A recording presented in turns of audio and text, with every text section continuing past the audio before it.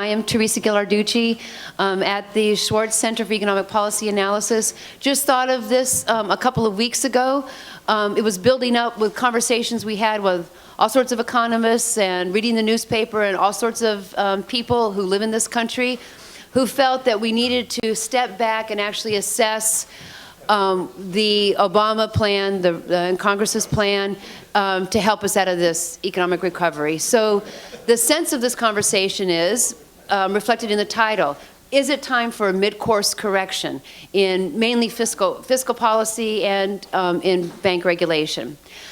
So I welcome you. Thank you very much for coming this early in the morning. And I'm going to now turn over the first part of the morning session to my colleague, Jeff Madrick, and then I will moderate and lead off the second half of the morning. Thank you. Thank you, Teresa, and thank you all for coming. People, I think, are going to straggle in. We're starting early. The objective was to do this all in one morning, so we didn't take your entire day up. We think it's very important to talk about this issue. That's why we put the conference together, or these issues, so quickly. I'd like to remind everyone that we are on YouTube, so that's the most important issue. We will reach everybody in America and the world. So the heck with CBS and NBC. We told them not to bother coming. It seems it's a little bit hard to believe, but only 6 or 7 months ago, people, for the most part, were not, in my recollection, not entirely concerned about the depth of the recession. While a number of people were predicting things could get very bad, there was a kind of complacency. In fact, in early 2008, the Democrats were pretty complacent from my point of view. As I know Alan Sinai remembers, that even they were worried about inflation. And that went right through to the early fall or late summer, I think. And then the economy simply fell off the cliff. It's the favorite phrase of the moment. For 6 months, GDP contracted at a 6% annual rate. The job loss, of course, the job loss figures were severe throughout 2008, but they got especially bad in the late 2008 and early 2009. I think the Obama administration saw very quickly that they needed to develop a three-prong attack. And in particular, Alan and Peter, in particular, they, I just wanted to remind you were here. In particular, I was just hearing Peter's lecture. In particular, they developed a stimulus plan, which I think was admirable politically. Many people had qualms about it economically and thought it should be bigger. They developed a housing plan, which I think was a little less admirable, a housing default plan, and is just going to effect. And I think and they tried to develop, or told us they were developing, a bank crisis plan, where I think they've been, I think many of us think they've been, to say the least, derelict. But three prongs, are they enough? We're going to talk about that. What is the current state of the economy today? Are we still falling rapidly? Are we not? But let me just say make one final general point, because I want to get right into the program quickly. If we do recover, and I know Alan is going to talk a little bit about glimmers of hope. If we do recover now, let's remember why we might be recovering now, or at least stop falling rapidly. I'm not so sure we will. It's because of government action, and let's not forget that. And even if we do stop falling rapidly and have a modest recovery, and a lot of people, of course, a surprising number of people are talking about V-shaped recoveries, because when you drop rapidly, typically you recover quickly. It seems implausible to me. We shall see. But let's remember how many issues are outstanding about this economy, especially from a long-term point of view. From my point of view, the most important issue is that we've had a wage crisis. That was me trying to walk up the steps of the subway this morning.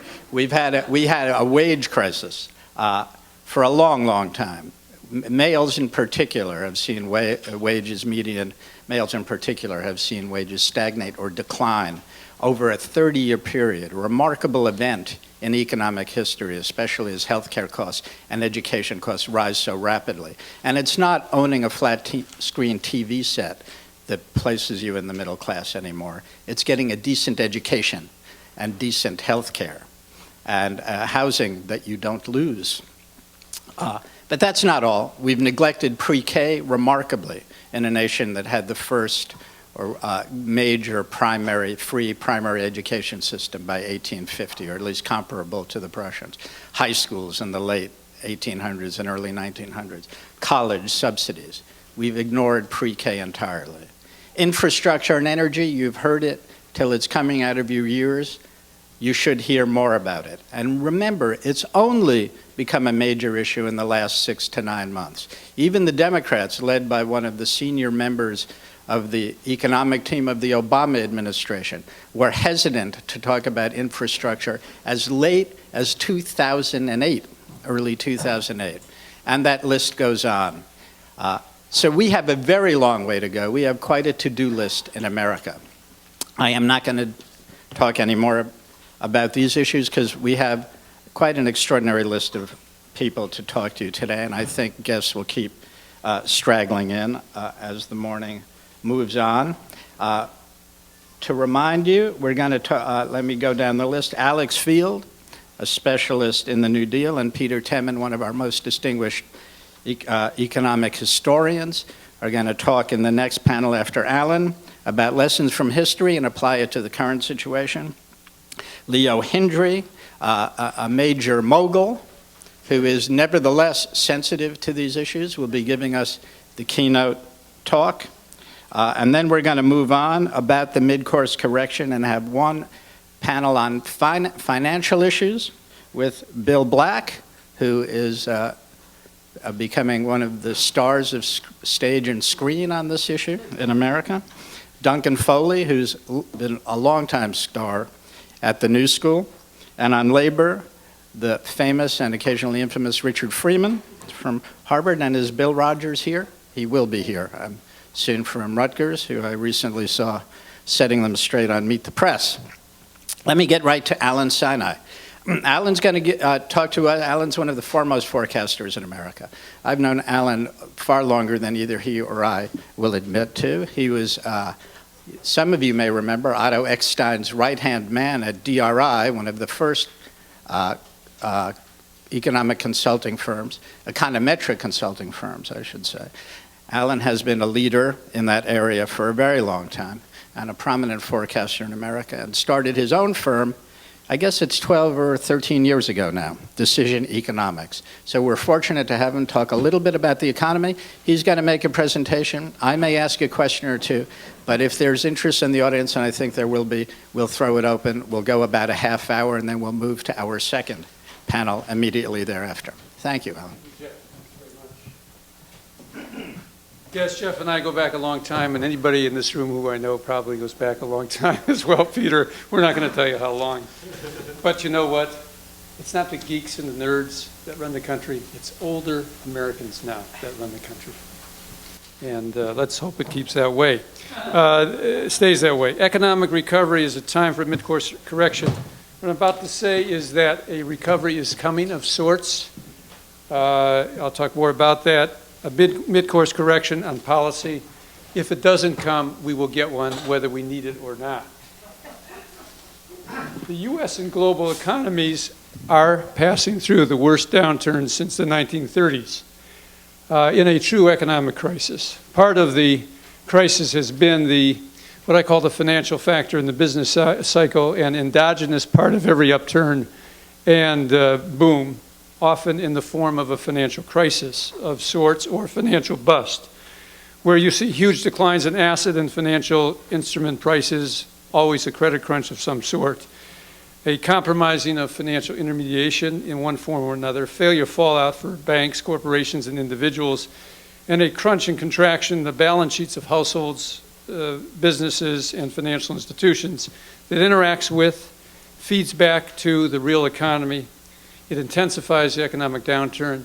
The economic downturn gets intensified. That feeds back into the financial crisis, and it interacts, and you get a much more larger and more intense downturn than you would get without what I just have called the financial factor.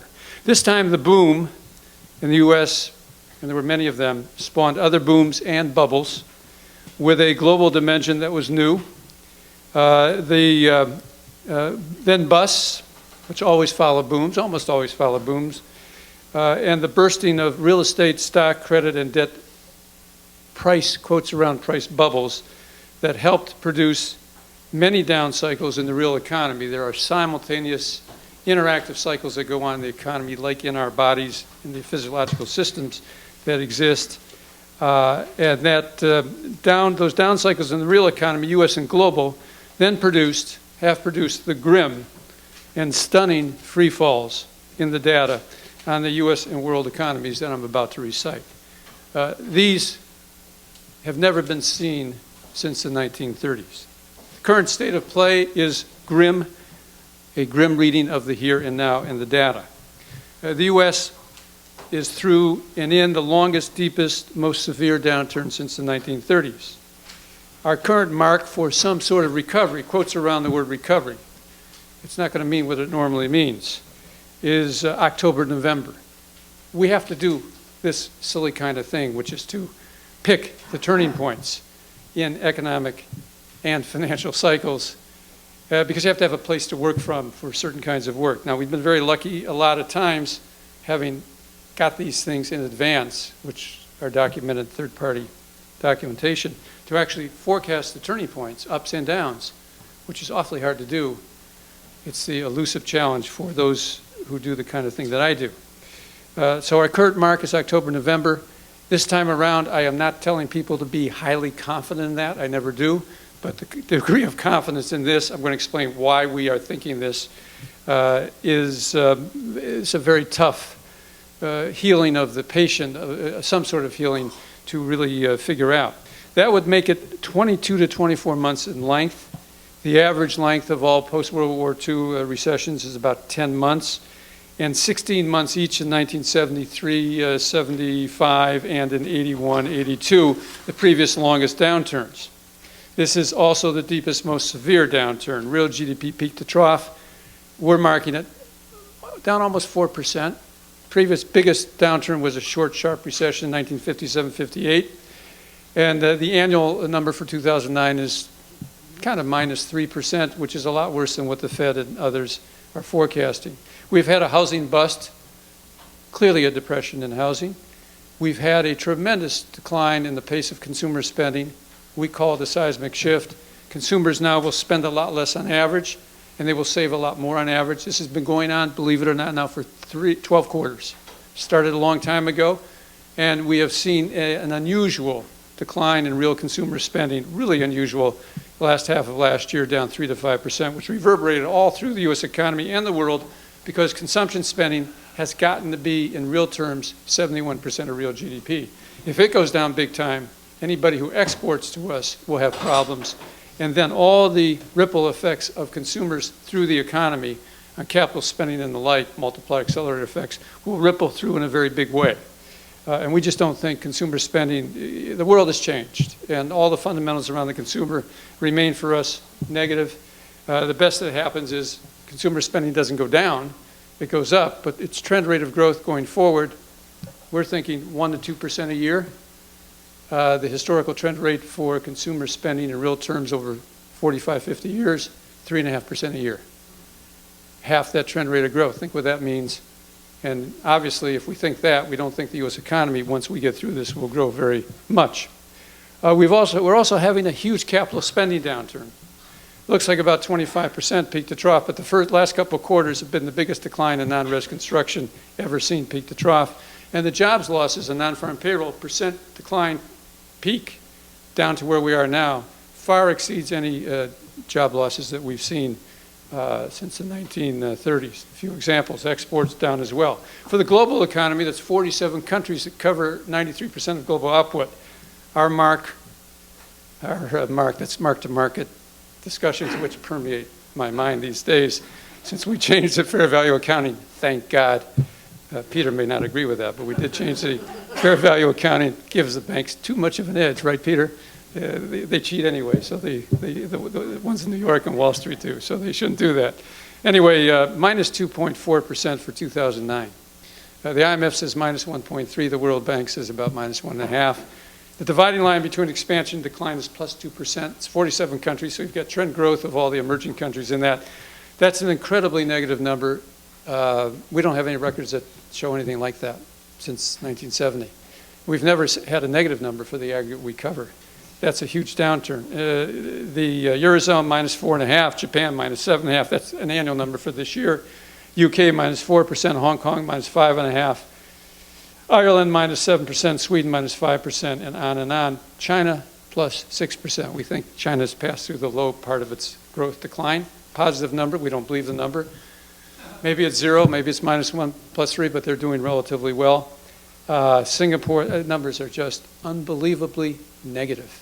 Stunning, sweeping, nothing like it ever seen. Well, do we really know why? Well, I'm a doctor.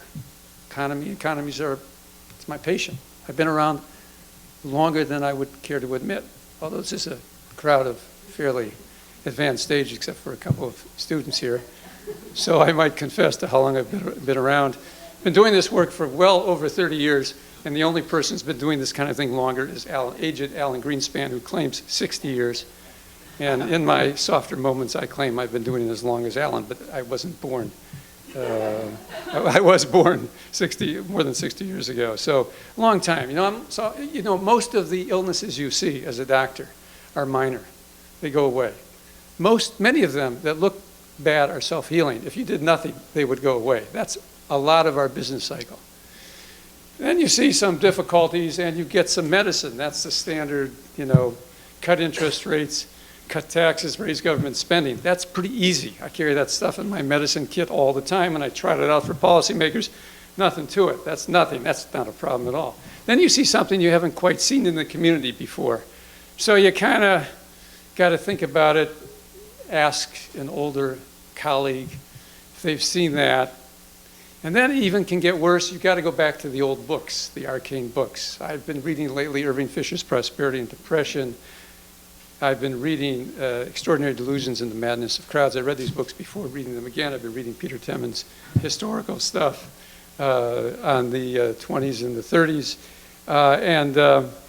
Because this does look a lot like that, and it does look a lot like Japan. It still does, despite the recovery I'm going to talk about. And you know what? I don't really know why it's this way. We know a lot in the work I've done for 3 decades. We have a lot of quantitative systems, non-quantitative systems. We're behavioral believers of the Robert Shiller variety. It isn't all numbers and models and equations and theories. There's so much more that goes into markets and economies. You have to understand the agents in the system. This is a doctor who has to confess that he doesn't fully understand what's going on in this patient. Makes me very uncomfortable. I don't lose any sleep at night, that sleep that I get. And I confess it because I think I want people to know that we don't really know why. We'll have to find out in the years that go by, because I think they make better decisions if they know the experts don't know why something is happening to the extent it is. Now, what is the prospect? It is a brightening. Not bright, but brightening, with signs of a coming recovery, but below par growth on average, I think, for years. Our mark is October, November. I mentioned that. That would make this a 23-month length downturn. Our original mark was 20 to 28 months, earliest July, latest March 2010. We're still in that range. If it doesn't happen in October, November, we will, of course, move it out. I haven't had to do that in 30 years, or move it back. In 73, 75, we were a year too late on that downturn. But didn't do anybody any good a year too late. Better to be early and wrong than be too late and wrong of the choices. But the evidence is increasingly saying that an NBER type dated, that's how we do it, recovery of sorts could occur at that time. The consensus is September. So we're a little bit later than the consensus. If wrong, I kind of think it'll be later. And how are we getting to this view? There's a lot of high frequency. Here's the patient. Patient's in the hospital bed. You take stats on that patient, dozens of stats. We look at US and world, hundreds of pieces of data all the time, and taking the state of the patient to determine that. Some of them give us leading indicators of how the patient is going to do.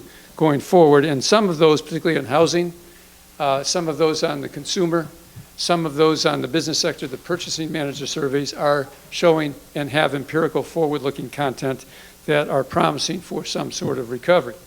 But we also look at the inside of the patient, the various things that go on with the heart, the lungs, the digestive system, the cycles, the housing cycle, consumer cycle, the business capital spending cycle, the financial cycle. All these things go on inside the economy and interact. And to assess when that patient's going to be better, you kind of have to assess, I think, the state of each of those cycles, understand the significance and importance and how they interact with one another. And so we think housing is bottoming out, in the process of doing that. Notice I didn't say recovering, I said bottoming out. The worst of the consumer spending downturn is over. That's instead of -3 to -5%, maybe we go on average to +1, +1.5, but that shift in growth rate for students of dynamic economics is a big difference. It's a 5-6 percentage point shift in the growth rate, which sets into motion upside ripples through the system. The exports and the rest of the world is getting a little bit better in the high frequency data now because the consumer has shifted from -3 to -5 to flat to -1 to +1, and that is reverberating through exports, plus everybody is giving medicine, policy stimulus. The financial system is slowly healing with the help of the government, big time, but we think the worst is behind for the banks. And it's the business sector now where the brunt of the sickness, the illness is, complete collapse in capital spending, output, jobs, a huge down cycle, inventory cycle. To get this recovery by October, November, the business collapse has to ease and work its way toward not necessarily an upturn, but back toward stability. And we see a number of signs, I'm not going through all the details, that says that is happening, in particular, reductions in the loss of jobs, non-farm payroll. They're still awful. -650 is awful, -545 is just as awful, but it's an improvement, and -425, which is our track now for the next one, is an improvement. And to get the NBER data turn in October, November, this number, more than any other, has to kind of get close to zero. It isn't going to be real GDP because the dating is done with a whole bunch of monthly indicators. So we think it's coming. And then, of course, you have policy. That's the third, that's the medicine. First, you got to figure out what medicine to give to a sick patient. Then you give it, it has lags. You have to have some understanding of the interactions and what the side effects are. And we have given an incredible amount of adrenaline to this patient through monetary policy and fiscal policy. It's going on in a lot of places around the world. And it takes time, and we think we're just beginning to see the signs of it. So it's the data, it's the innards, and it's the policy impact that lead us to a mark of October, November, 2010 plus 2% growth in real GDP as a proxy. This is a transition year, and all of those elements go into it. The policy medicine is extraordinary and will have side effects unknown as to what it means for us in the long run, both Federal Reserve monetary policy and fiscal policy. Nothing like it in the history of mankind or womankind. For the Federal Reserve, we all know zero rate policy. It's true for Bank of Japan, UK, not for the ECB, a couple other G7 countries as well. And what I call American style quantitative easing, which boils down to the Federal Reserve has become the lender of last resort in the private sector. Its initial charter was lender of last resort for banks. It exercised that. Then it became lender of last resort for all the primary dealers. It exercised that. Then stopped the collapse of credit. And the only way, if you have the clogged credit system that we had and the collapse in credit and in balance sheets, was for the Federal Reserve to become essentially a bank in the private sector. They have done it through lines by expanding the balance sheet to support the commercial paper market. They've done it through, and big time in the mortgage market. That is working. We see that in lots of signs of housing improving. They've done it through what's called TALF, which is credit lines basically through intermediaries to consumers, small business. and to the commercial construction space. And they've done it by saying they will buy $300 billion of Treasury securities over 6 months. They're supporting the Treasury. Of course, the Treasury is giving them money, which they then lever up 10 to 1, and as a bank, they then lend it. Federal Reserve is a bank in the private sector. Federal Reserve is also wheeling and dealing in a way that, as a central banker, if I were a central banker, I would be looking for other ways to do it. I do not feel comfortable with the head of the Federal Reserve sitting down and negotiating in a Bear Stearns situation with James Dimon and Henry Paulson. These are the sharks of Wall Street. You can't win when you sit down with them, especially if you're a guru egghead out of Princeton. Bernanke is absolutely superb. He's brilliant. But that is a tough place to be in. I think we are bound to get mistakes when we have the interaction. That's an opinion. We'll see what happens later. Our central bank and how it is operating has changed incredibly, whether we ratify it in legislation, whether it goes on this way, but the change is huge. But what it has done is to stop what might have been a huge banking system crash by making sure, whether we like it or not, we've got 19 big banks still there. The side effects, that kind of balance sheet expansion in the markets, for sure they believe there will be higher inflation down the road, which will be a big problem, probably with still high unemployment.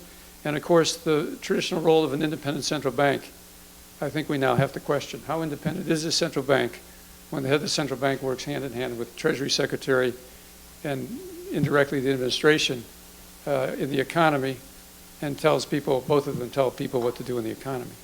Now, I don't know the answer to this. This is an interesting question for the future. It's a side effect, along with the balance sheet and the exit. And the exit by the Fed, we don't think will happen soon because the unemployment rate will be so high and stay so high so long, U.S. and around the world, that central banks will keep the gas on and not put the brake on. The perception of the policymakers is in the 30s, and I think we'd all agree with this, they put the brakes on too soon, both monetary and fiscally. That's the perception out of Japan for the experience of the 1990s, if you listen to Shirakawa. So they were for sure, especially with a high unemployment rate and a perceived huge gap, keep their foot on the gas for a long time. On fiscal policy, $800 billion or so stimulus package, 30% tax cuts, 70% government outlays. I think we have to wait and see how that goes. I don't think we want to do a second stimulus package if the economy recovers and we have a decent year next year, and there's always a chance it might do even better. We don't think this fiscal package will add a lot. There wasn't enough straightforward government purchases to add the G, and the tax cuts will take some time. They're not permanent, they're quasi-permanent, they're 2-year tax cuts. And we don't see a lot of evidence near term that it's lighting a fire in the second quarter, which still looks negative to us. So, signs of life, we're getting healing, and the medicine's starting to work. Side effects, what I said about the Fed, incredible deficits as a percent of GDP and debt as a percent of GDP. For sure, much higher long-term rates as a consequence, and probably a much weaker dollar as we go ahead. Finally, the alphabet soup game as to what the letter shape proxy for by GDP is. For us, it's an L with an up tilt on the bottom. 1 chance in 5 of a V. We just don't think consumers will buy houses and cars. That's what you normally have in a V. That's a normal kind of recovery. The wherewithal isn't there. The U, we just don't believe the U.S. economy, even with a long lag, will shoot up. It's not going to have the ability to grow that fast in terms of potential output. And W, because of all the policy stimulus, that probably wouldn't happen. Small odds. 1930s, 1 chance in 10. A few months ago, we had it at 1 chance in 4. It was pretty grim. But markets lead all this, and the equity market is a leading indicator giving us a signal that better times are ahead, even if they're not good times. And for the long run, relatively speaking, all things considered, looking around the world with all those challenges implicit in the budget, the deficits, the debt, societal problems to work out from, and to the administration's credit, they're trying to do all these things and attack and deal with all these things. We are not optimistic on the future of the United States in the global economy. We're more optimistic about China, Asia, not Japan, China, Asia. and think the U.S. will grow decently, but it won't be anything like what we're used to having and living with. We'll be happy.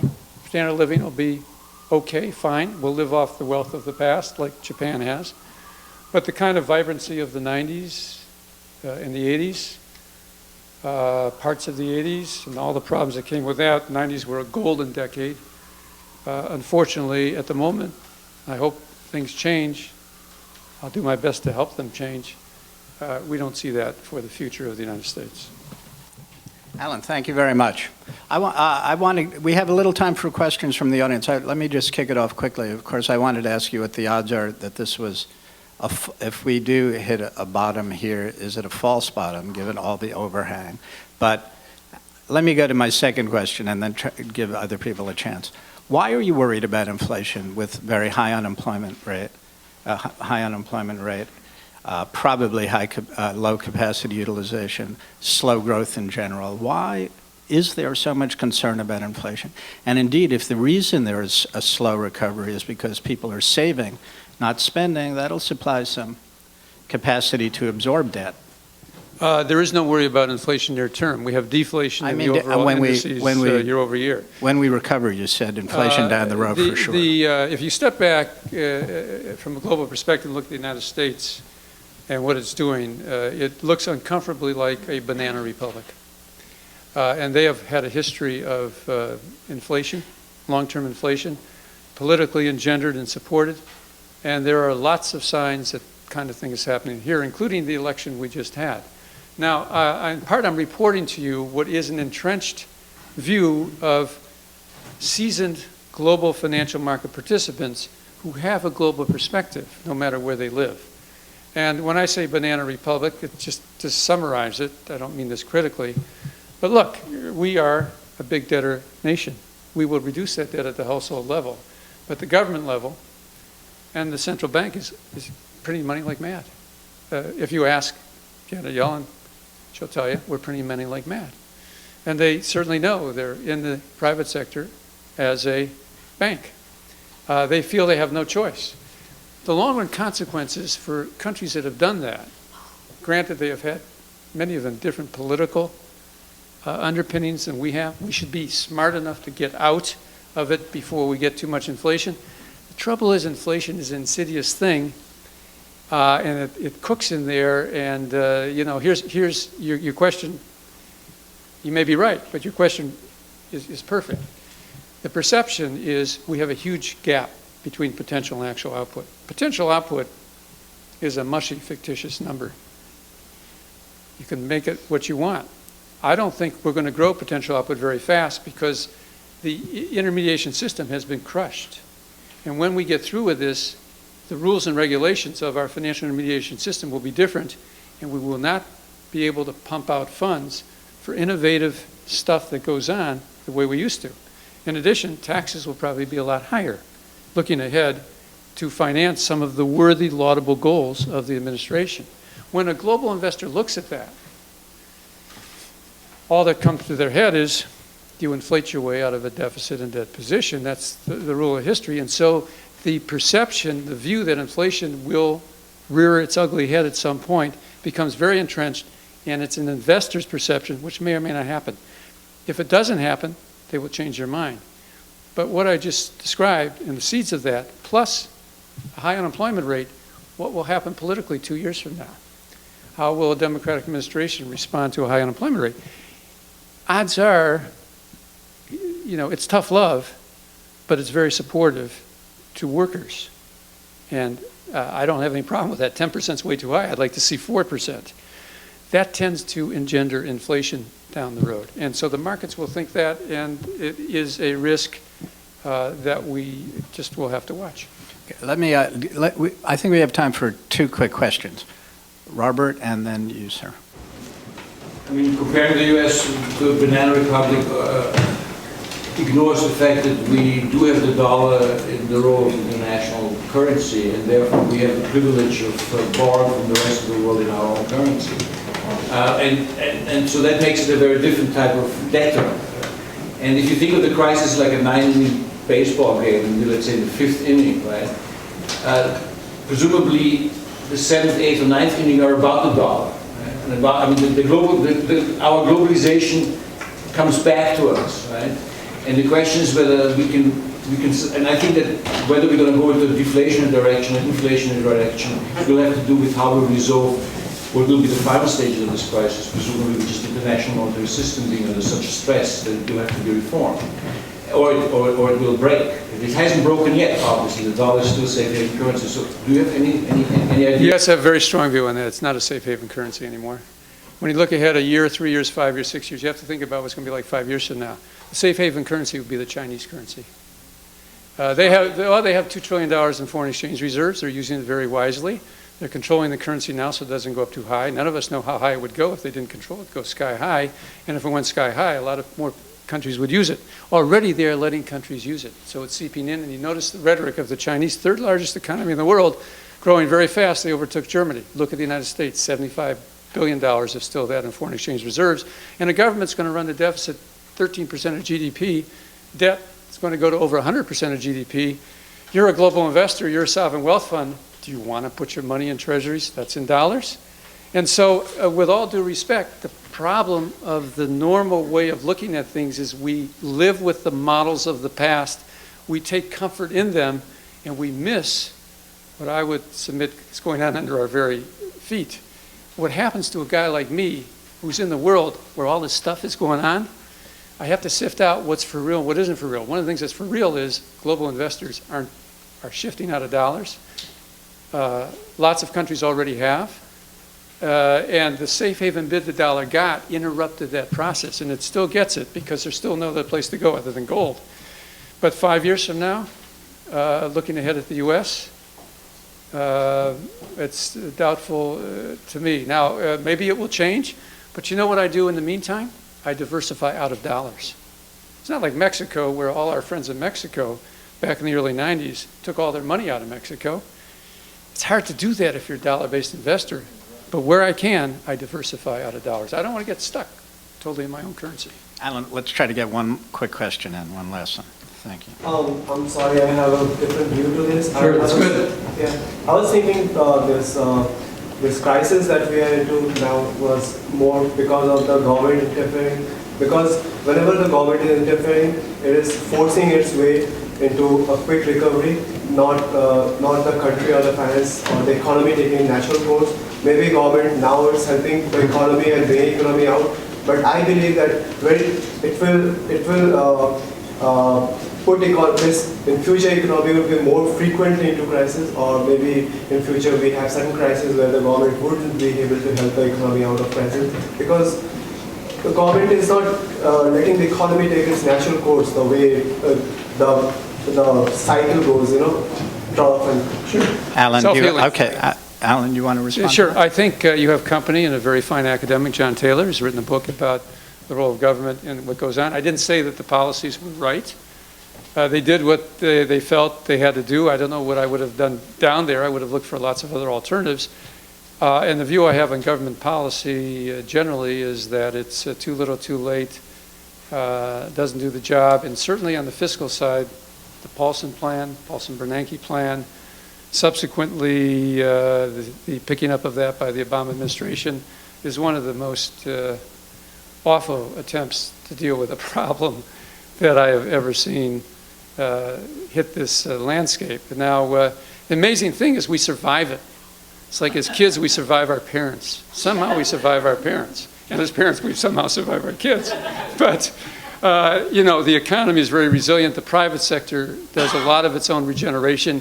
And even though now politically Wall Street is hated, the golden goose, I hope they don't kill the golden goose. It has a lot of problems, but they shouldn't kill it.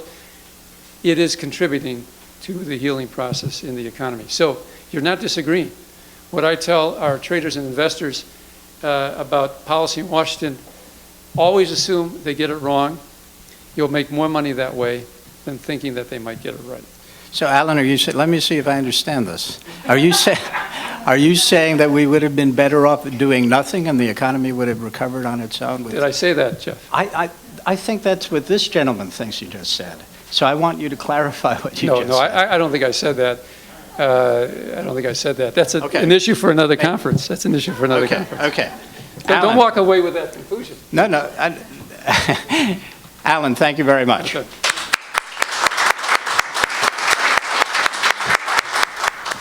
We are honored to have Peter here. He is indeed one of the distinguished economic historians of our time. I have to copy down the name of everybody's chair around here. Alicia Gray Chair at MIT has wrote with extreme influence on the Depression, on the Jacksonian period, on 19th century economic growth, and I cover only a few of the subjects he's mastered.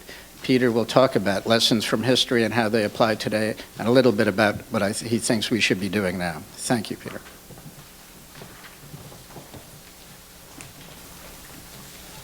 Okay, thank you, Jeff. I also write about the Romans, but I'm not going to go back to the crisis of 33. But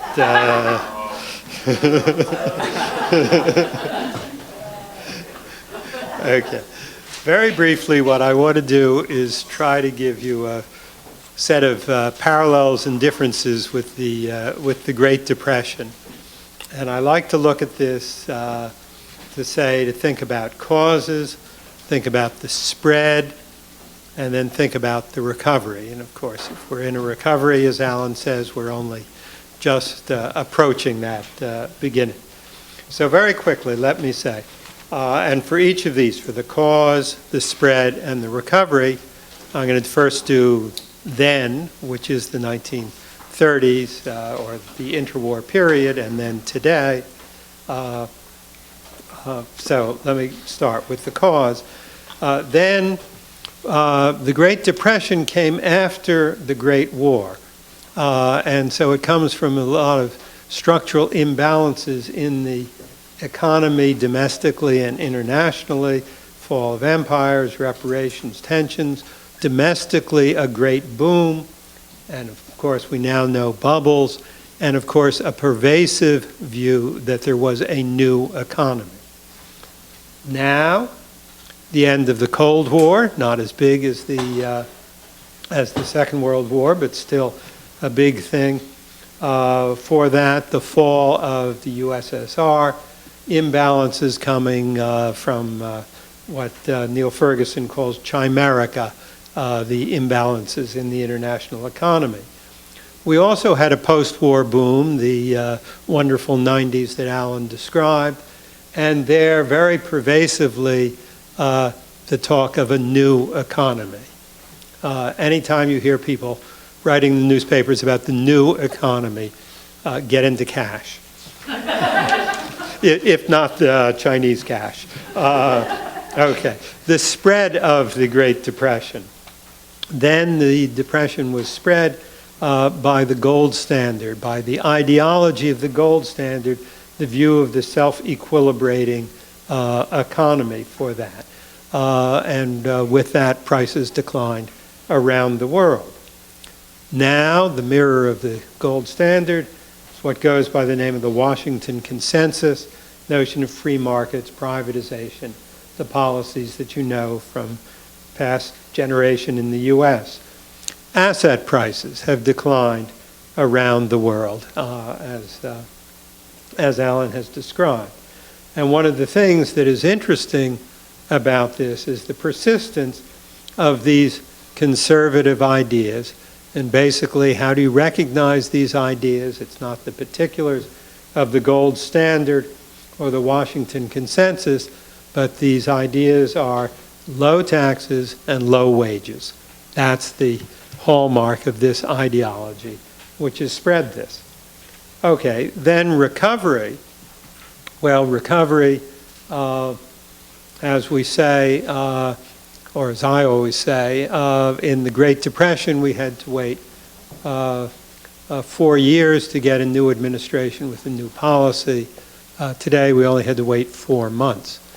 So that's a difference. And so we'll see what difference that made. Well, what did we get then?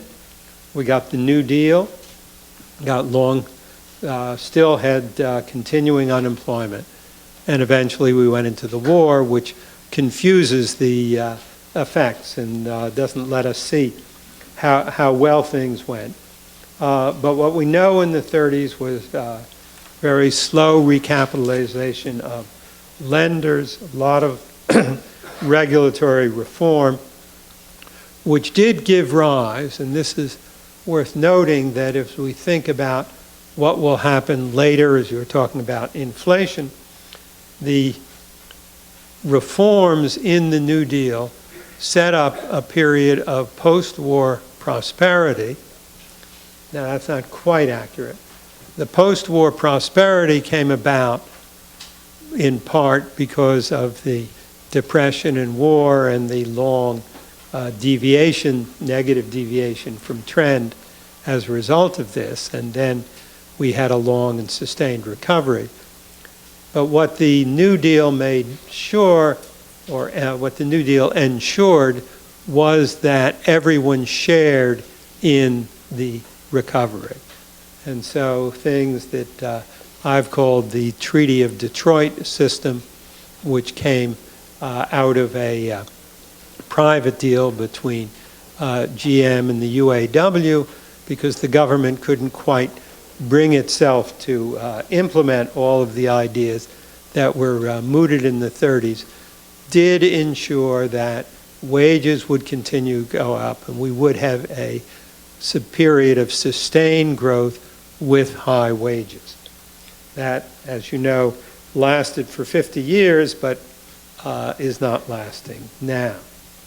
So what is happening today? That was then. We try and get now again. We're having the recapitalization of lenders. What we know from the 1930s is that it took a long time to do this. We try and straighten out the regulatory reform and think about the housing sector. We know from Alex Field that in the 30s that took a long time. Expectations, it will again for that. And one of the worrisome things about the recovery at the moment, you see we're just starting in the Obama regime. We've had a change, and as Obama promised, it's very much a change in tone. The question is, will it be like the New Deal, a real change in policy? And from there, what is a little worrisome is the degree of continuity with the previous administration, with Paulson's Act. And let me just give you one provocative suggestion here for that Paulson in the TARP, which Alan said was a terrible program, and I certainly agree with that, and they took over AIG, and then because it was Paulson, he didn't want to do anything, he just left it, giving all that money to it.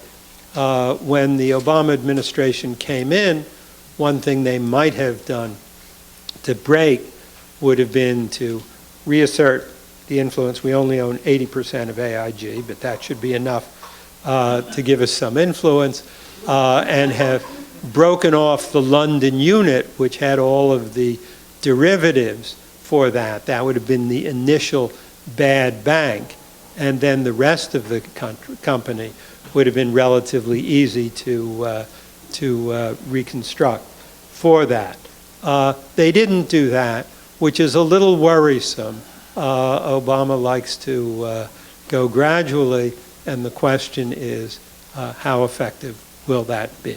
So there, very, very quickly, is a set of parallels: the cause, the spread, the recovery. Alas, there are too many parallels. Alan said this is the deepest recession in the post-war period, but there is a parallel with a deep recession, which we call a depression in the interwar period. Thank you. Thank you, Peter. Alex comes to us via Harvard and Berkeley. Is it the Oradry? Oradry Professor of Economics at Santa Clara University. He writes extremely interestingly about the New Deal, and had a piece in one of those rare events, an interesting piece in the American Economic Review on this issue a couple of years ago. He's also a macroeconomist, so I hope he'll address the economy of the 30s and the current economy. Alex, thanks for being here. Well, thanks very much for the introduction, Jeff. Peter's kind of given you an international perspective, a historical perspective on the Great Depression, and I'm just going to have a presentation that's more focused on the United States. And really my rationale for this in terms of comparisons between the Great Depression and now is everything that Peter says is true, but it's also true that although both crises were worldwide, in both cases the epicenter was the United States. So I want to talk about parallels between the 20s or the 30s and the current period with a focus on the U.S. Here are some of the similarities with the Great Depression. I think, first of all, most obviously, both economic downturns were preceded by a speculative real estate boom characterized by rising land and house prices and a rising share of GDP devoted to construction. It's really a remarkable experience during the 1920s, the years 24, 25, 26, 27. Over 8% of gross domestic product was devoted to residential construction. That housing boom, which peaked in 26, was followed by an apartment boom and then a central business district boom, which gave you the start of the Empire State Building, which kind of went over into the 1930s. Just by comparison, in terms of the boom that we've just experienced, the inflow of foreign capital and so forth, basically, share of GDP going to residential construction was 4.6% in 2000 at the peak in 2005, and on an annual basis, 6.2% of GDP going to housing construction. Didn't reach the 8% level, but still a very substantial rise. 2008, you see it's dropped almost in half, down to 3.4%. So you can see very clearly the effect of boom and bust in the resources devoted to the construction sector. It's also interesting that in both cases, the residential booms were followed by a boom in non-residential structures. I described that for the 1920s. It's also been true here. Non-residential construction, which was at 3.2% of GDP in 2000, it actually declined during the peak of the residential boom down to about 2.6%, but you can see last year it was up in 3.8%. So although we've seen a lot of the fallout from the residential construction boom, some of the fallout with respect to non-residential construction, I think the second largest operator of shopping malls just went bankrupt a couple of weeks ago, 2 or 3 weeks ago. So I think there's probably still more fallout to come from there. A lot of these malls are having problems in terms of unleased stores and so on and so forth. So there's some parallels there. And I think the other big parallel is that in both instances we have periods preceding the crises featuring absent or diminished government regulation of the financial sector. The 1920s, just as the most recent period, were periods of, quote, vibrant financial innovation. In the 20s, you had the birth of installment buying, which gave a big boost to consumer durables consumption, as well as the origin of mutual funds. And of course, recently we've had such innovations as the collateralized debt obligations moving past the simple, plain vanilla pass-through mortgage-backed securities, which began in the 1970s. And of course, credit default swaps. Peter was making some reference to AIG's role there as well.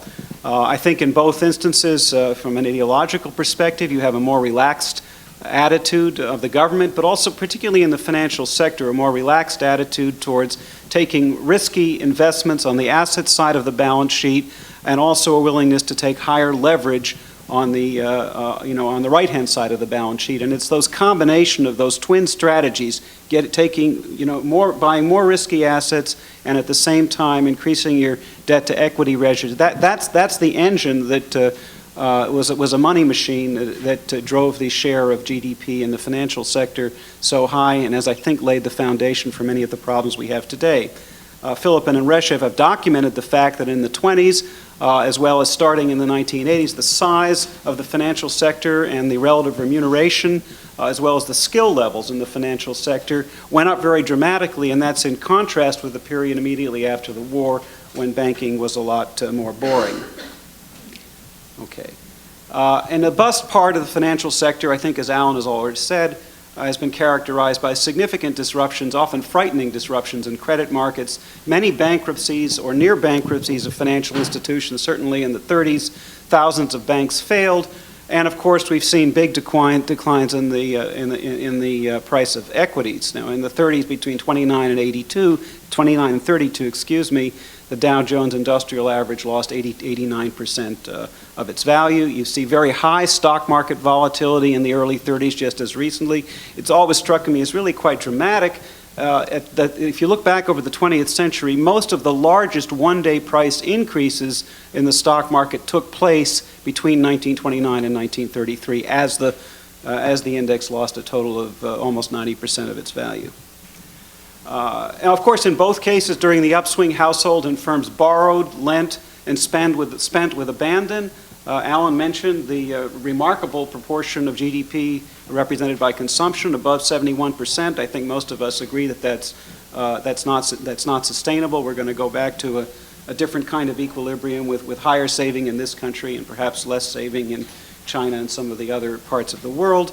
But in both cases, of course, in terms of looking forward, the challenge facing policymakers, ironically, and the irony was first pointed out by Keynes, is that the problem in the short run is to cajole, incentivize, and otherwise encourage households and firms to borrow, lend, and spend, which of course is just what had gotten them into difficulty in the first place. The problem is, and I think students often have a lot of difficulty with this, is that the solutions you want for a short-term crisis are often exactly the opposite of what your recommendations are with respect to sustaining and encouraging long-term growth. There's no way of getting around that. When I teach macro, I say, look, you're going to have to come in here, you're just going to have to be a little schizophrenic about that. There's no other way to get your hands around this. And of course, most importantly, in the real side of the economy within the U.S. as well as many other countries, we're seeing downturns in output and employment, and of course reductions in world trade.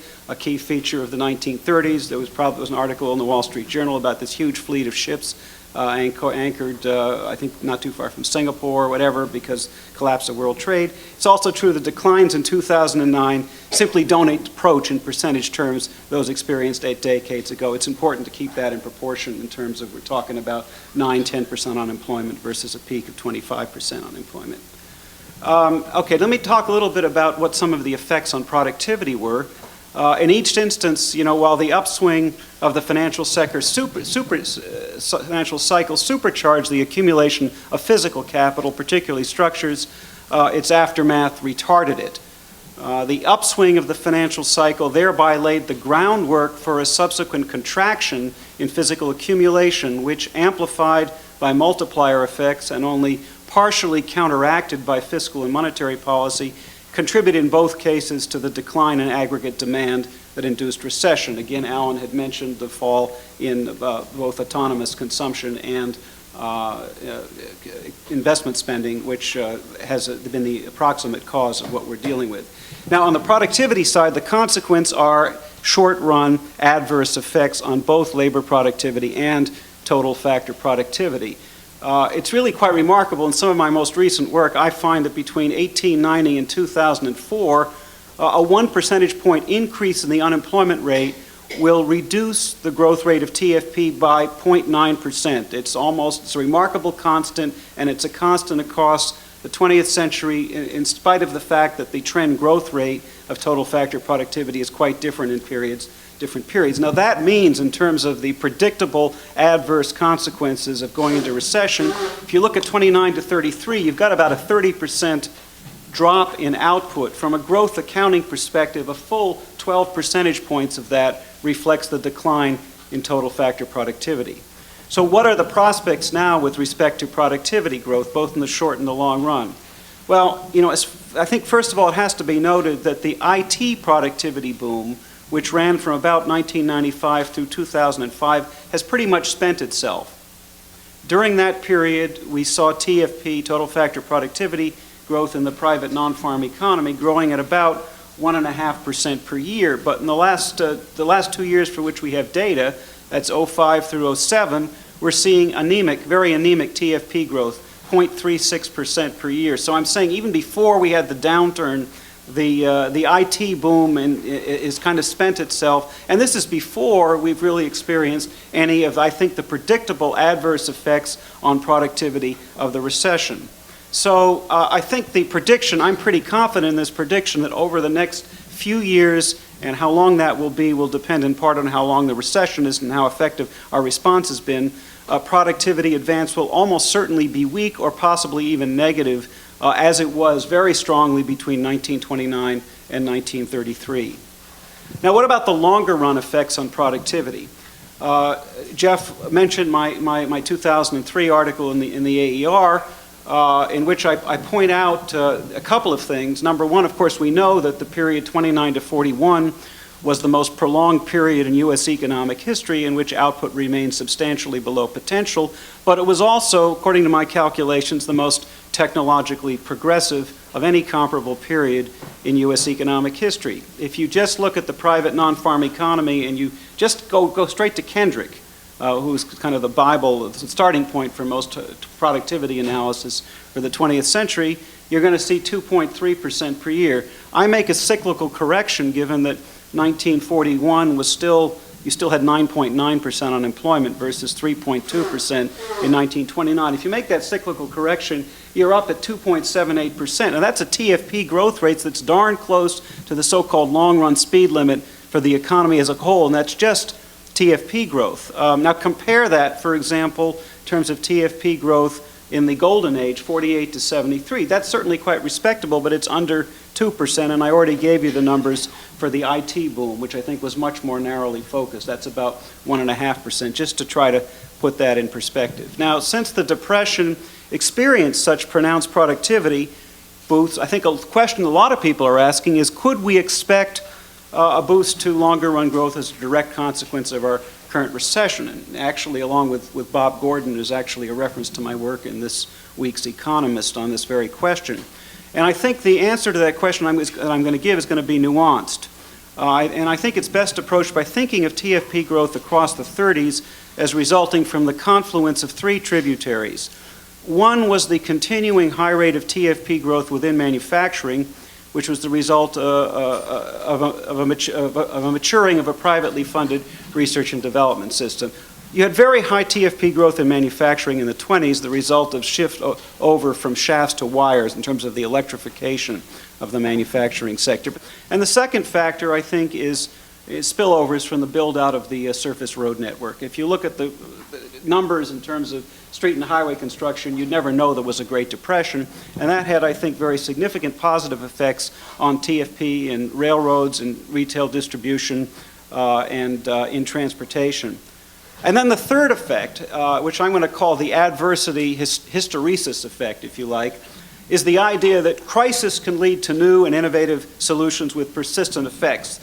Richard Posner has called this, I think, the silver lining effect in his most recent book, A Failure of Capitalism. It's basically the folk adage that necessity is the mother of invention. Well, here's my view on that. I think some of what happened in the Depression would have happened whether you had the Depression or not.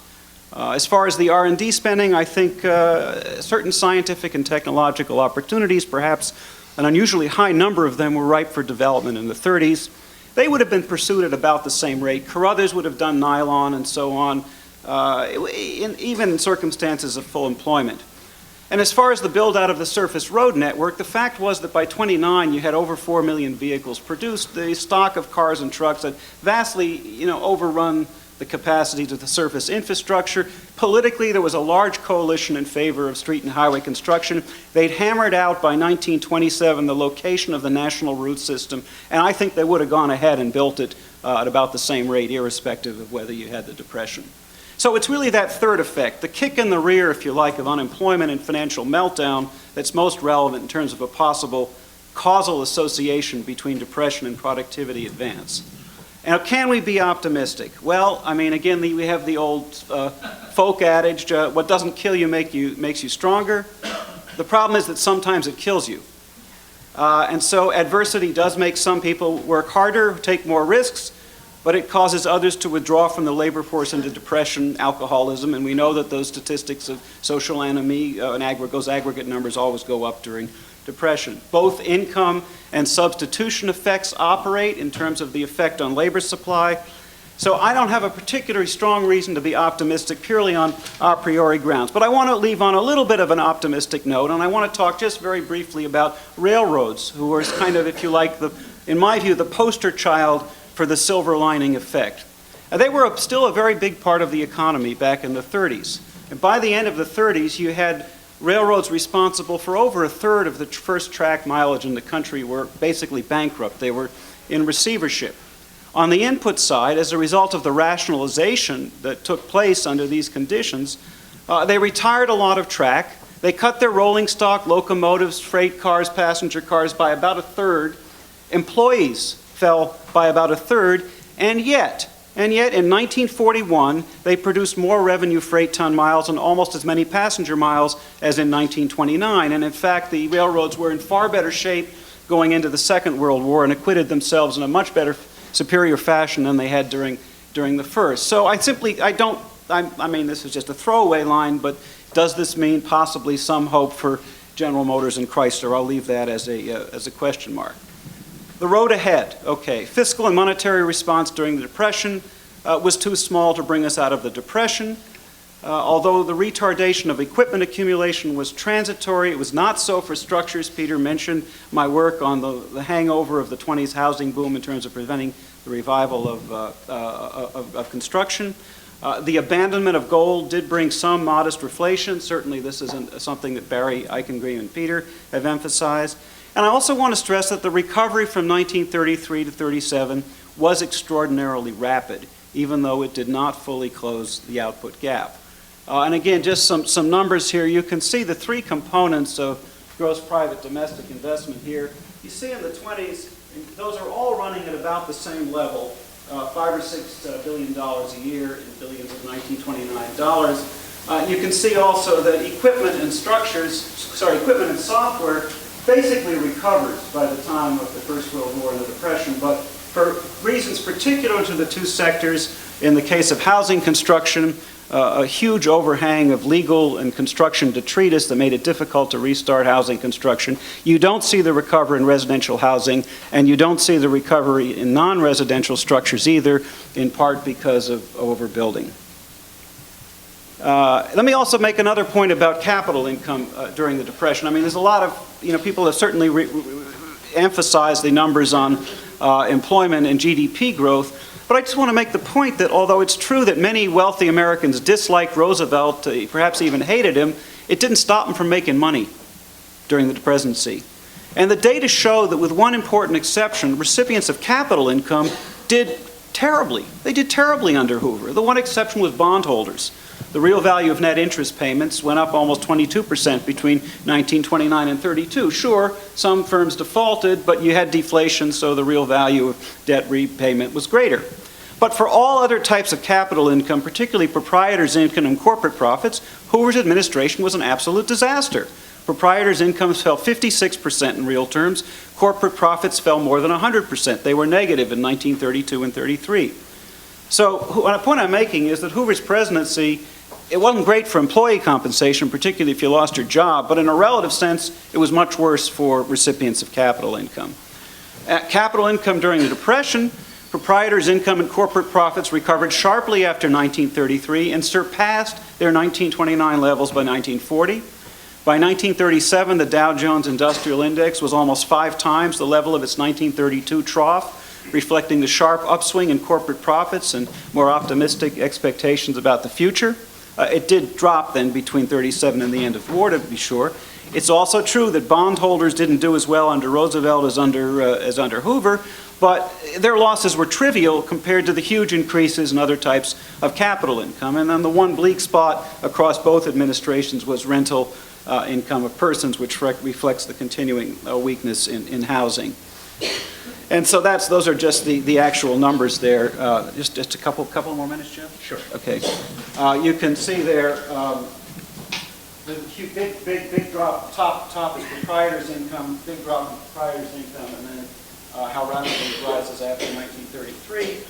The light blue line is net interest, that's bondholders' income there, and then corporate profits, the yellow line, you can see it dipping negative and then recovering very, very sharply. It's just a point in this ongoing discussion about the extent to which the New Deal retarded recovery. It didn't get us back to full employment, but it was a very, very strong recovery on both the income side and on the output side. Okay, let me try to wrap this up now at the end here. the response so far, I'm making a point that's already been made. I think the fiscal stimulus is basically well motivated. It's probably too small. Monetary interventions are appropriate. The major problem to which Jeff alluded, and I think many of us share this view, is that the response to the banking system in terms of regulation, there's a question of whether Larry Summers and Tim Geithner are too deferential to Wall Street. I think there's been some discussion of the cognitive capture hypothesis. And so I think in terms of Alan's point that we don't understand what happened here, he was talking about some of the people that he's been rereading. I just want to make a plug for Hyman Minsky. I met Hyman a couple of times. While he was alive, he was an extraordinarily intense guy. He spoke directly at you to try to help you understand what he was thinking about. At that time, I didn't fully grasp essentially his vision of the capitalist economy, but I've reread both his 86 and his 75 books recently, and I think that's really, he's not right about everything in terms of the inherent inflationary bias of a capitalist system, but in terms of a starting point, in terms of understanding how this happens, I think I'd like to make a plug for him, because what he's saying basically is that you have a system which endogenously generates crisis. That is, because of the increasing fragility of a financial system, as banks and other financial institutions acquire riskier assets on the one hand, and on the other hand increase their leverage ratios, you have a financial system which is more fragile, so that a shock which would have been easily absorbed in an earlier period, now has the potential to have a much larger impact on the real economy. So that's kind of my thinking right now, and so that's why it's so important that we talk now and in the sessions to come about the response to the financial sector in terms of what sort of interventions are done to try to prevent this from happening again. So leverage must be controlled, and I want to make the point that this involves more than just interest rate policy. We've had a discussion of John Taylor's view that keeping interest rates too low between 2001 and 2004 caused the housing bubble. The implication is that higher rates would have avoided the crisis. The problem here, one problem, is that other countries with tighter short-term rates also had a housing bubble. So I simply throw that out as an issue. I think in terms of getting us into the situation that we're in, we've had problems of regulatory commission as well as omission. And there's this famous episode with Brooksley Bourne, who in 1998, she's head of the Commodities Future Trading Corporation. She says, look, I'm really concerned about the current crisis, proposal to regulate CDS. She's essentially shouted down by Greenspan, Summers, Levitt, and Rubin. 2000 Commodity Future Modernization Act. They're now advocating somewhat weaker version of what Bourne proposed. Well, I could talk about Chris Cox's decision in 2004, and in terms of relaxing the constraints on leverage in the investment banks. I'll skip over that. Global savings glut hypothesis, Jeff has given me appropriately 1 minute. I just want to say here that the view that Bernanke and Greenspan have advocated, that the global savings glut, which affected long-term rates, which they, quote, didn't control, absolves the Fed from responsibility. I simply want to point, I don't think it's that simple. I want to point out that in the 20s we had this housing boom at a time in which we were running current account surpluses and capital account deficits rather than reverse right now. So I think it has to do with larger issues. So we'll be talking about revisiting Basel II, fiducia, mark-to-market accounting, FASB, et cetera, et cetera. That's it. Thanks very much. Alex, thanks. Alex, could you and Peter sit up here? We'll have a little discussion. Can I get through? Yeah, sure.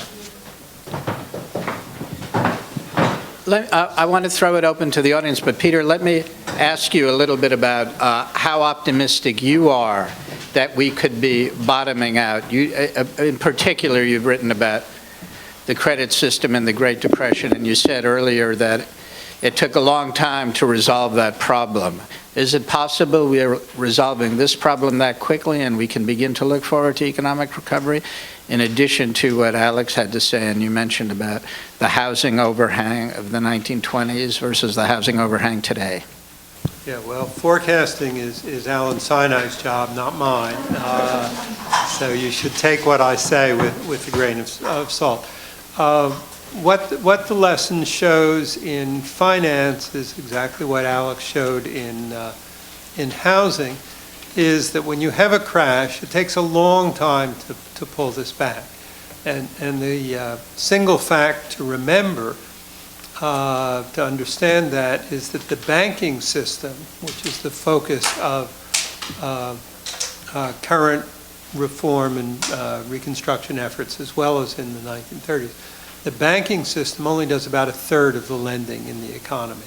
There are lots of other institutions that non-bank lenders that are around, and it takes a long time for them to come around. And so Alan said we get an L-shaped, quote-unquote, recovery. That seems about right. It'll stop going down, but it will take a long time to get the economy back to being a smoothly functioning operation. Do you think that we should have more government spending stimulus than the current package? Peter? No, I'm thinking about that. Oh, okay, sorry. I'm so unaccustomed to people thinking before they answer that. Right.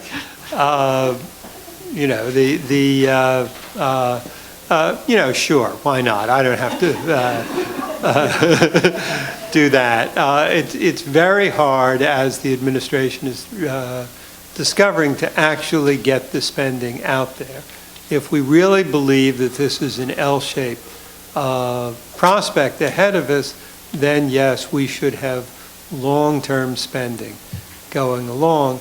There is, however, one problem, which is that when we had a small debt, we could borrow freely to finance such a expansion. But as Alan noted, people are not so enthusiastic about the highly indebted dollar. And so financing a long-term spending operation by the federal government is going to raise some challenges. Alex, did you want to add something to that? And then I'd like to, I have a whole bunch of micro questions to ask you, and I'm going to refrain. But do you want to answer a bit about the stimulus? Partly a gut level sense, and my gut level sense, as Alan said, a lot of this was taxes, the tax rates, which are temporary, and a lot of it's going to go to debt reduction, which I'm otherwise saying it's going to raise the saving rate, not going to give us the stimulus. So yeah, I think I'd be comfortable with a slightly larger, perhaps a second round of stimulus. Ideally, these projects would be well chosen in terms of growing potential output, but if we're in a real hole, as Kane said, it's better to divide the unemployed into two teams and pay one to dig holes and the other to fill them. Ideally, we'd like those to be worthwhile projects. Questions from the audience? There are a couple. Sir. Yeah, I'm a little concerned that some of the president's admirable plans, for example, on climate change reduction, might interfere with recovery, cap and trade, or things, both the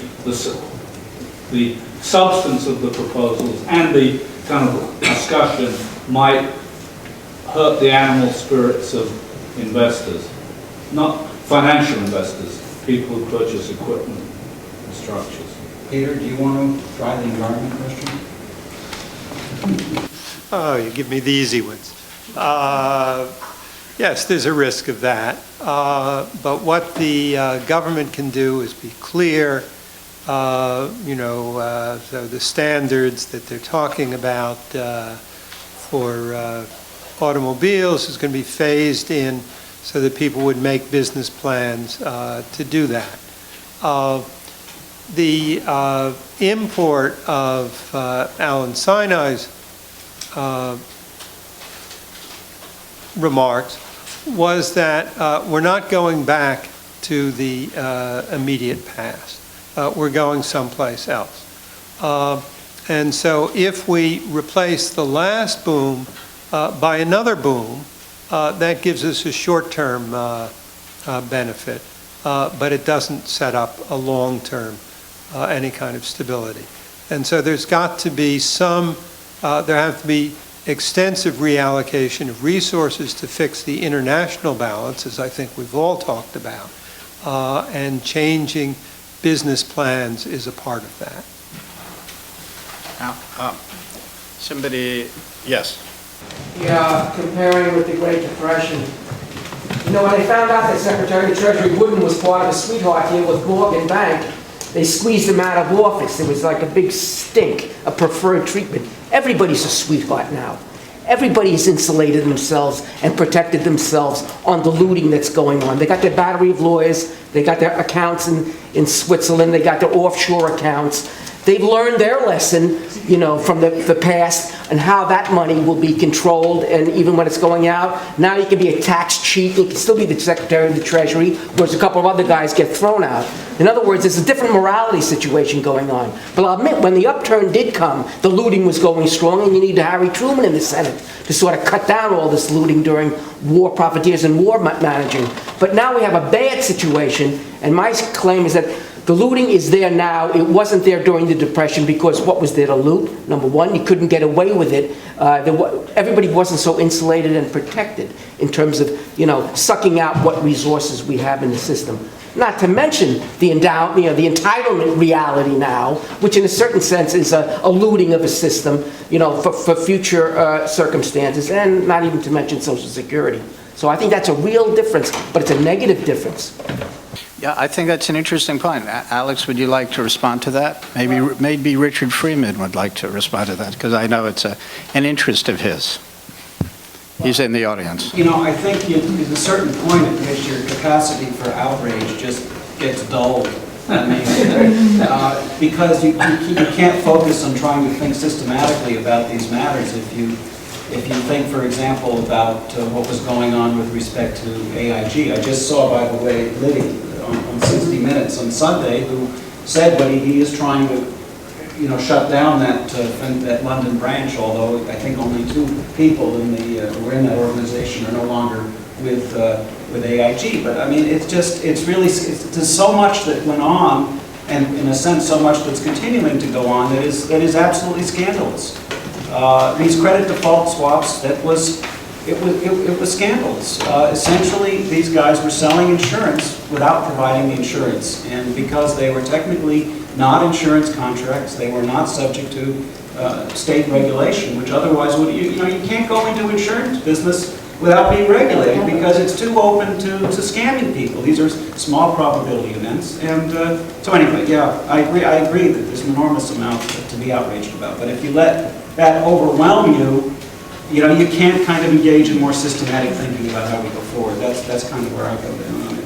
But I'd love Peter Temin to comment on this. It's not merely a matter of being outraged. It's a matter of the people who brought us here still being in charge and perhaps still doing some version of the looting that contributed to the crisis. So it's not just a matter of being morally upset. Peter, given what happened in the Depression, what do you think? Well, there are 2 aspects to this. One aspect is the nature of policies that are undertaken. And as I think we've all said, we're all a little nervous about some of the policies, but one must not let the parallel with the Depression kind of run away with you. If we are in the Great Depression now, kind of overlaying take one of Alex's nice graphs and overlay the 2000s and the 1930s. We're only in 1931, just starting after this. And so there really is no, at the moment, prospect that we're going to make the horrible mistakes that even good people who are not looting, in your phrase, the kind of mistakes that they made that drove the economy further down into the Great Depression. And so we hope that we've learned something, and even despite conflicts of interest, the policies will be good, and we won't go there. The second issue is the distribution of income. And it is true that it's always the poor people who suffer the worst. And I think actually people from around the political spectrum agree that the way to help the distribution of income is not so much to try and kill the banks, because you kill the whole economy with them, but rather to have tax policy. So you should have, people can get ill-gotten gains, but you tax those gains heavily. The problem then is the political problem of how high can you raise taxes, and that, of course, is in the Congress right at this moment. Richard Freeman, I know, is interested in the subject, so I invite him. I just wanted to pick up on another thing that Alex said, which I think is very important. So he referred to this big growth of R&D in the 30s, which I didn't know this fact, so it's very interesting. 33, and which he then said helped the rise of TFP. Well, the Obama administration has put in $20 billion, some of it due to Mr. Specter's adding money at the last second. It's the biggest stimulus we've ever had for R&D in the country. Some of it will go to companies, some of it will go to universities, and that does seem to be one area of spending where it's not these holes that they're doing, but real serious effort to look to the future. So can you maybe make some comment about that? Because that seems to have been forgotten in all the discussions of the programs, and I think that's a critical part. No, I agree absolutely. I mean, I think there's certainly a potential also in the computerization of medical records, for example. There was a very interesting article about the politics about that. But in the journalistic accounts, I guess what I see is often a lot of confusion between kind of the aggregate demand stimulus effects, which actually don't require that the spending be worthwhile. It can be worthless, pointless military spending, or it can be holes in the ground. There may be some similarities there. Or it can be really well thought out targeting on R&D or infrastructure. And I actually think the record of the 1930s was pretty good in that respect. And can I go back to Peter on this other issue? I also wanted to ask Alex, forgive me for taking a moderator's prerogative, why are you so confident that road and bridge spending would have been equally vigorous in the 30s, since there was so much antagonism towards government in the 1920s? Why would it have, don't you think the New Deal attitudes led to more investment in roads and bridges? And I wanted to ask Peter, because he wrote that extremely important piece with Frank Levy about about government attitudes towards wages and how it created income inequality and rising wages in the 50s and 60s, to comment a little bit about whether we can return to that in this period. I do think I don't think it would have been any different without the Depression. And the one reason is that the idea that the government plays a role, whether it's local, state, or federal, in building and maintaining streets and highways was not controversial. That had been well established for decades. And number two was there was an extraordinarily powerful political coalition. It involved the asphalt makers, it involved the railroads, the trucking interests, the hotel and motel industries, petroleum industries, automobile manufacturers, bicyclists. Very, very powerful kind of political coalition in favor of building roads, better roads. And again, big political fights in the late 20s about where the national route system, the U.S. route system, which was basically completed by 1941, not the interstate, which didn't start till 56, but the U.S. system. And that's a big political issue, just like where you're going to put a railroads or a mass transit line, because who was bypassed is going to affect their economies. But they had hammered that out in a political settlement by 1927. And so I think that the politics of it are such that in spite of, laissez-faire attitudes in the 20s, it was going forward and it would have continued to go forward. But you would have had a Great Depression, and there would have been a lot of pressure not to spend. But let's set that aside. Peter, on institutional issues and keeping wages up, have we backtracked too far to recover? Well, you've never backtracked too far to recover, but at the moment there's not a lot of will to go back. And I think the thing to watch on that, when I say go back, I mean to try to establish a more equitable distribution of income. The way to see this is to follow the debate on financing the expansion of health care. And we're developing a little kind of dance in this, which is the Obama administration suggests increasing taxes, typically on wealthy people, and then these get shot down by either Charlie Rangel, local man, or Chuck Schumer, also local man. And so it does seem that it's going to be very hard to get Congress to go along with policies that will directly would be most efficiently, or indirectly might be politically easier to try and alter the distribution of income. If we can arrest the trend toward more disequilibrium of income, more disparate distribution, we should be happy at the moment, and then continue to work over the long run. Increasing universal health care would go a long way to helping the impact of lower incomes on poorer people. Thank you, Peter. This gentleman had a question. I'll try and get to everybody. Everybody seems to agree, more or less, that we're talking about this L-shaped recovery.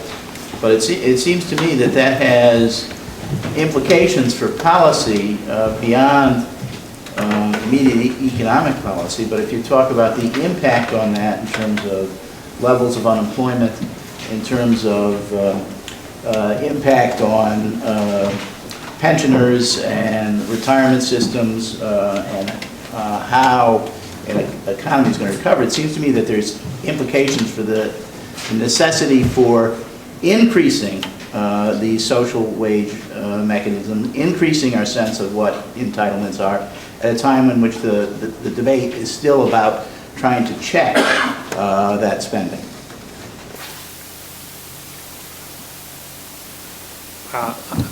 I'm not sure that's a question, but Don't you agree? Right, yeah. Well, you know, the issue here is that no one is trying to abolish Medicare. However, people recognize is that if we continue on, and this comes with Medicare as it has been set up, we're looking for ever greater deficits. So this comes back to the question that was asked about private industry and giving incentives. You know, can't we just get people going back to where they were going before? And so there do need to be some changes in them. The particular kind of changes that have been instituted in recent years have been dysfunctional. Since the doctors are less well organized, they reduce the payments to doctors, and then doctors refuse to accept Medicare. So that's all fine, saves money, but doesn't help the recipients. And so I would hope that in the current reforms, people will be thinking how to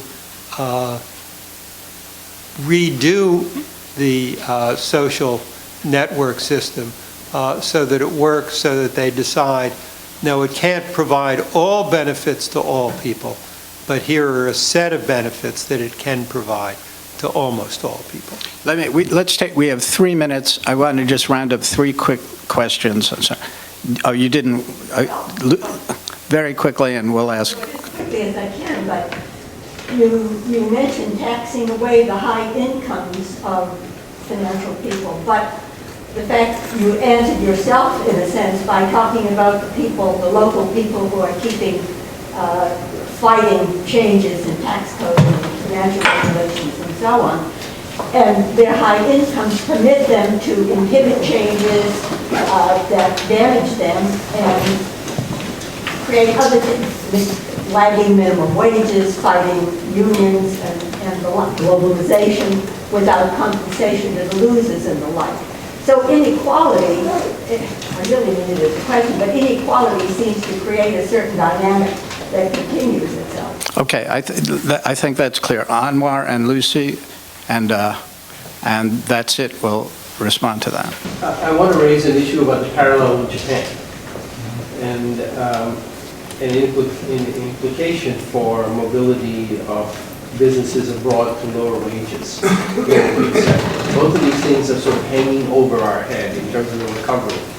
One, the parallel with Japan being that the intervention by the government actually allowed the crisis to stretch out for a long time, which is a good thing because there could have been massive unemployment, which was prevented, business failures, which were prevented, and these might be recovery mechanisms in the sense that the survivors pick up assets cheaply, wages are lower if workers are unemployed, and that increases profitability, marginal efficiency of the investment. So I'm wondering if the idea of a long, stretched-out recovery, which several people have commented on, that several people have anticipated, can be tied back to the Japan case as possibly a good thing, because the alternative would have been a sharp collapse and possibly no recovery for a long period also, but great devastation. We've always talked about this long-term as not necessarily a good thing, and I want to suggest that perhaps it's a very good thing, that it's long-term. Okay. Let me just collect one very quick question, and that'll be it. Well, what I want to know is that given that there's going to be a certain amount of theft, you might say, or self-serving behavior, which is not good for the economy, I want to know whether that can be swamped by a real program to, you mentioned, automatize, computerize the records, healthcare records, switch to lots of green production. In other words, productivity measures, which in my view are better than digging holes in the ground, although that's pretty good too. But can we do these things like improve Medicare enough so that that would swamp the sort of self-serving aspects, but I don't see why we keep thinking of things like Medicare and Medicaid and everything as something you have to pay for. It's the good faith and credit of the United States government that decides, if we want to decide, to make sure that older people have enough money and they spend it. It's sort of like the stimulus, and that's another way to get things going. Okay, let's get quick answers. Alex, did you want to talk about low wages abroad? You seem to want to. I felt that the question about Japan, I wasn't sure you were going there, but to some degree you seemed almost to be channeling Andrew Mellon in terms of, liquidate real estate, liquidate jobs, and certainly there is a view of that, other companies will pick up the wreckage and so on, and there's some discipline that results. There's enormous transactions cost, of course, in all of that, and with respect to Japan, surely what happened was better than having an even worse disaster, but there was an enormous amount of lost output and lost potential in terms of that lost decade. Stretched out. Yeah, stretched out. Maybe it was stretched out, but maybe it could have come back more quickly had there been quicker and more focused intervention of the banking side. And Peter, could you talk a little bit about that? Yeah, okay, just very briefly on Japan. The United States has for 2 centuries had a pattern of rapid ups and downs, a lot of instability in the economy, coupled with an extraordinarily rapid rate of growth. And so that has been kind of American exceptionalism, more so than anybody else running an industrial system. And maybe we're going to continue that, and so on. So there is some payoff, even though there is a lot of disruption. Most people who look at Japan tend not to take your point of view that it avoided having a worse thing, but that it led to a sustained below-trend rate of growth. And so it would be awful in the United States if we kind of got both things, which is a lot of disruption and sustained low growth. And that seemed to be what Alan was saying was highly probable. Let's hope that does not happen. Well, we're not going to be able to get to the other questions because we want to get on with our program. So we have a coffee break. Followed by that, we have our keynote speaker who actually knows something about business, one of the leading businessmen of our time. I asked Cheryl Schweninger to introduce him. Cheryl is an economic analyst and policy analyst from the New America Foundation. Thank you all. Enjoy coffee, and we'll see you soon.